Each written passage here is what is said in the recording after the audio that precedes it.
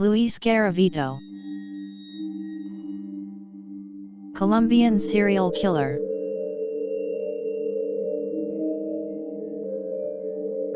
Luis Alfredo Garavito Cubillos is considered to be Colombia's worst serial killer. Between 1992 and 1998, he killed more than 200 children between the ages of 8 and 13 and one boy who was 16. His crimes only came to light after a 4-hour confession.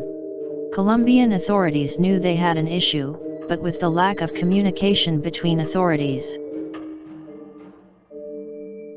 Several other serial killers operating at the same time, such as Pedro Alonso Lopez, and an already higher murder rate, it was difficult to catch Garavito.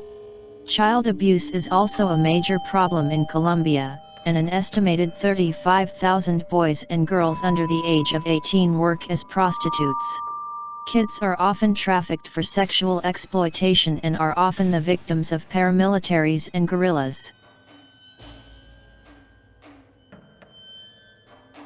Garavito was born on January 25, 1957, in Genova, Colombia. He reportedly suffered abuse from his father and multiple neighbors. He was an alcoholic, and empty bottles of the cheapest brand of local schnapps were often found next to the bodies of his victims.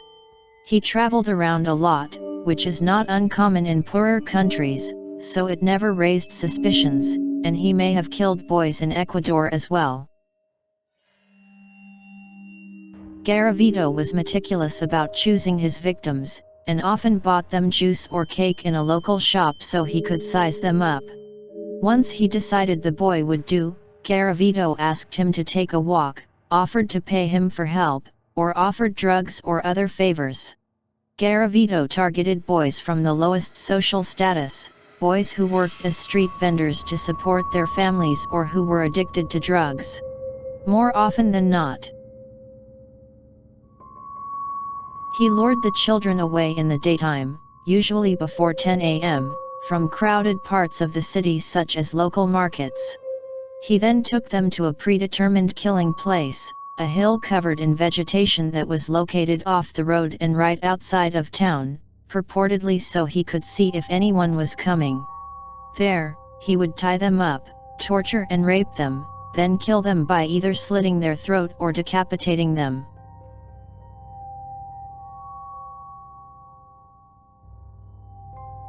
Garavito used different disguises to lure in his victims. He would appear as a street vendor, a bum, a priest, whatever the situation called for. Most of his crimes were committed on or around weekends because that was when most kids hung around the marketplace. He subdivided his killing place into sectors, killing one child per sector. He never buried the bodies, and oftentimes mutilated the boys' genitals. He kept the passport photos of the boys he killed as trophies and a calendar with cryptic notes listing his victims. Garavito was arrested on April 22, 1999, after attempting to rape a boy, who was lucky enough to get away. He was identified by a homeless man and several taxi drivers who turned him over to local authorities. Garavito was found guilty for the murder of 160 boys and given a sentence of 2,600 years.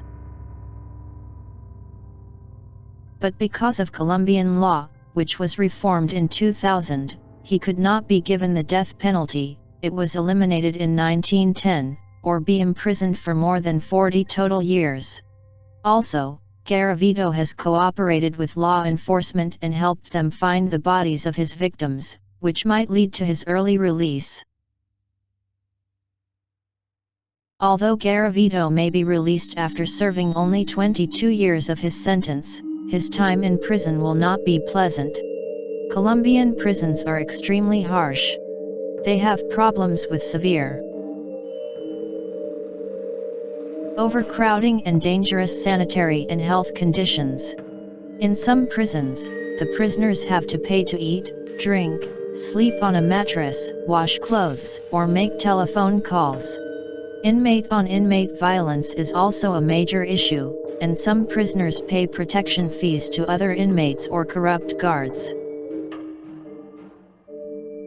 Garavito is kept separate from the prison's main population for fear that he will be murdered.